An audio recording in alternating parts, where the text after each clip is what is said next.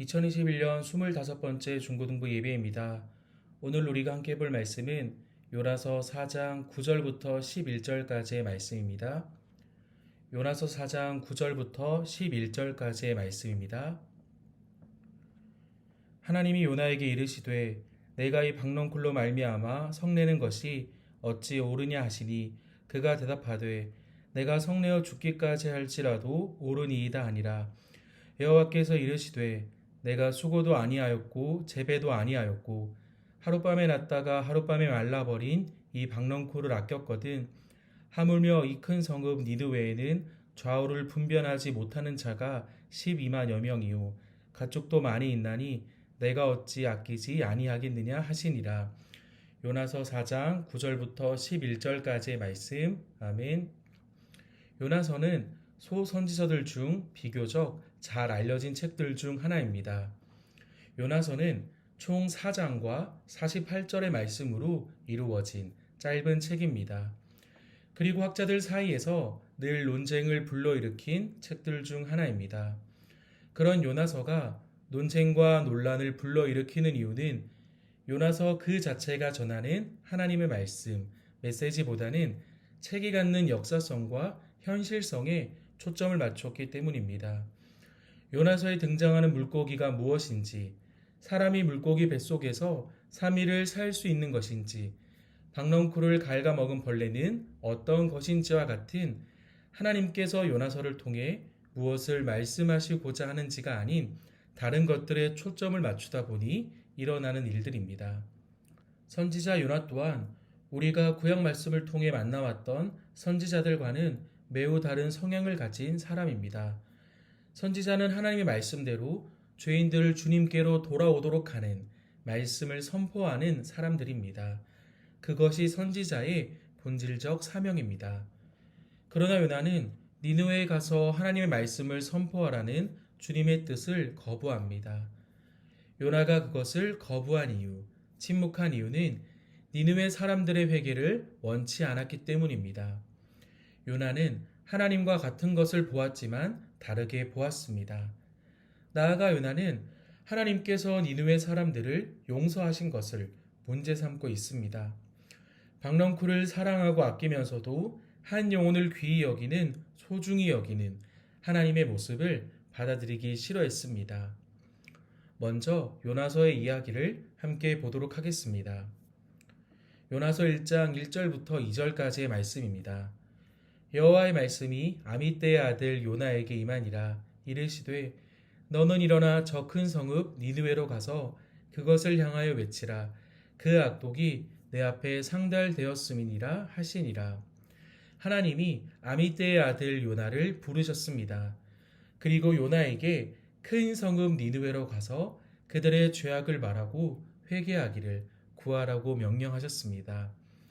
택함 받은 백성, 선민주의로 가득했던 이스라엘 사람인 요나는 도저히 하나님의 말씀을 이해하지 못했습니다. 그는 다시스로 도망치기 위해 욥바라는 곳으로 내려갑니다. 그곳에서 배에 올라탔지만 큰 폭풍을 만나게 됩니다. 사공들은 두려워하여 자기들의 신을 부르고 또 배를 가볍게 하려고 물건들을 바다에 던집니다. 그리고는 누구의 잘못인지, 누구로 말미암아 폭풍이 임하였는지 알아보기 위해 제비뽑기를 합니다. 당연히 요나가 뽑히게 됩니다. 요나는 바다에 던져지게 되었고 큰 물고기 뱃속에서 3일을 머무르게 됩니다. 물고기 뱃속에서 요나는 회개합니다. 그리고 하나님은 요나에게 두 번째로 말씀하십니다. 큰 성읍 니느웨로 가서 다시 한번 선포하라고 말합니다. 요나는 니느웨 사람들이 회개하기를 원하지 않았고 오히려 그들이 심판을 받아야 한다고 말했습니다. 그러나 요나의 뜻과는 달리 니느웨 왕은 물론 모든 백성까지도 회개하고 하나님은 뜻을 돌이키시게 됩니다. 요나는 불평과 불만을 털어놓았습니다. 햇빛이 내려쬐는 성읍 밖에 앉은 요나는 그늘 아래 초막을 짓고 니느웨를 바라봅니다. 하나님은 그런 요나에게 박넝쿨을 예비하사 요나를 가리게 하셨습니다. 여호와께서 박넝쿨을 예비하사 요나를 가리게 하셨으니 이는 그의 머리를 위하여 그늘이 지게 하며 그의 괴로움을 면하게 하려 하심이었더라. 단순히 그늘만을 만들어 주신 것이 아니라 괴로움을 면하게 하려 하심이었더라고 성경은 말합니다. 그리고 하나님은 새벽에는 벌레를 예비하사 박넝쿨을 갉아먹게 하시고 해가 뜰 때에는 뜨거운 동풍을 예비하사 요나에게 견디기 어려운 뜨거움을 주셨습니다. 화를 내는 요나에게 하나님은 이렇게 말씀하십니다. 내가 수고도 아니하였고 재배도 아니하였고 하룻밤에 났다가 하룻밤에 발라버린 이 박넝쿨을 아꼈거든 하물며 이 큰 성읍 니느웨에는 좌우를 분별하지 못하는 자가 12만여 명이요 가축도 많이 있나니 내가 어찌 아끼지 아니하겠느냐. 하나님의 뜻은 요나와 달랐고 하나님께서는 요나와 니느웨를 향한 계획을 가지고 계셨습니다. 니느웨에 은총을 베푸시는 하나님을 향해 요나는 화를 내고 있습니다. 화를 내는 요나에게 하나님께서는 이렇게 말씀하십니다. 이 큰 성읍 니느웨에는 좌우를 분별하지 못하는 자가 12만여 명이요 가축도 많이 있나니 내가 어찌 아끼지 아니하겠느냐. 하나님께서는 박넝쿨을 예비하셔서 그에게 그늘을 허락하셨고 그의 괴로움을 면하게 하셨습니다. 그때 요나의 반응은 어떠했습니까? 요나가 박넝쿨로 말미암아 크게 기뻐하였더니 자신에게 허락된 부어진 은혜에는 기뻐했지만 자신이 원하지 않는 곳에 임한 하나님의 은혜에 대해서는 요나가 매우 싫어하고 성내며 오히려 화를 냈습니다. 요나는 하나님에 대해 이렇게 말합니다. 주께서는 은혜로우시며 자비로우시며 노하기를 더디하시며 인애가 크시사 뜻을 돌이켜 재앙을 내리지 아니하시는 하나님이신 줄을 내가 알았음이니이다. 아무런 전제 조건 없는 전혀 받을 자격이 없는 사람들에게 베푸는 하나님의 은혜를 말합니다. 노하기를 더디하시는 자비의 하나님을 말합니다.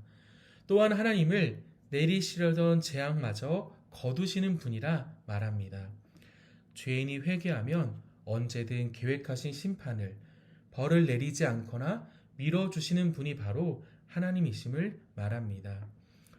이미 선언하신 심판을 이행하지 않으시는 약속을 지키시지 않는 분이 아닌 그렇게 모든 것을 감수하면서까지 죄인이 멸망하는 것을 원치 않는 분이 바로 하나님임을 말하고 있습니다. 그런 하나님과 요나는 지금 같은 곳을 바라보고 있습니다. 하지만 다른 생각을 하고 있습니다. 누군가에게는 무너져 버려야 할, 심판을 받아야 할 죄인들이 가득한 곳으로, 누군가에게는 그럼에도 불구하고 그들의 회개를 기다리며 그들이 돌아오기를 은혜와 자비가 가득할 곳으로 바라봅니다.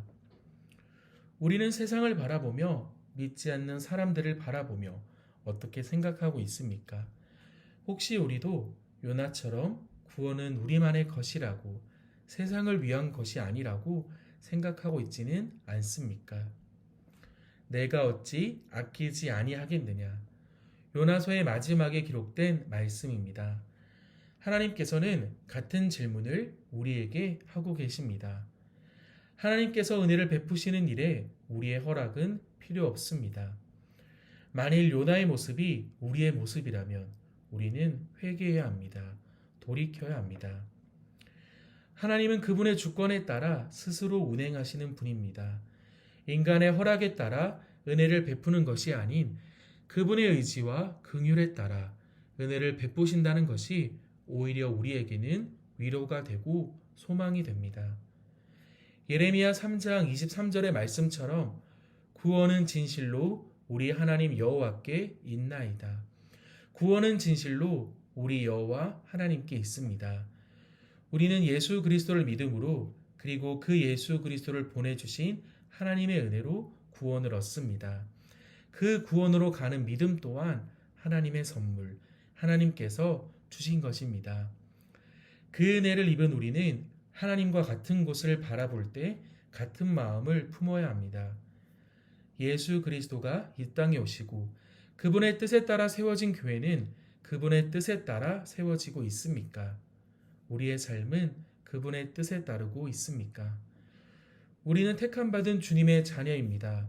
그리고 그 은혜를 누리며 살아가는 주님의 자녀들입니다.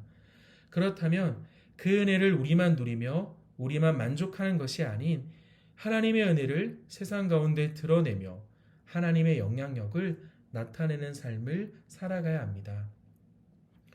여러분은 세상을 어떻게 바라보고 계십니까?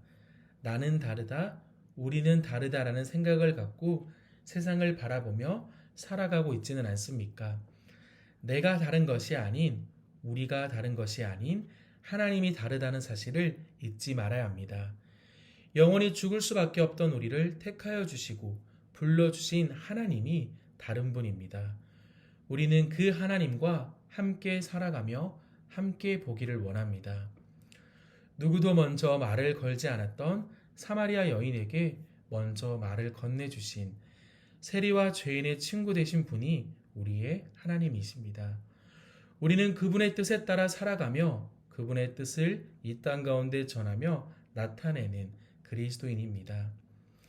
나와 같은 죄인에게 회개할 수 있는 은혜를 허락해 주시고 구원이라는 그 어떤 것과도 비교할 수 없는, 바꿀 수 없는 큰 은혜를 허락하신 하나님 앞에 감사하며 이제 세상 가운데 나만, 우리만이라는 신앙은 벗어던지고 내가 어찌 아끼지 아니하겠느냐라는 하나님의 말씀을 기억하며 세상 가운데 나에게 부어주신 그 하나님의 은혜를 널리 전할 수 있는 삶으로 그 하나님의 은혜에 감사하며 하나님과 같은 곳을 같은 마음으로 바라보며 품을 수 있는 여러분의 삶이 되기를 축복합니다.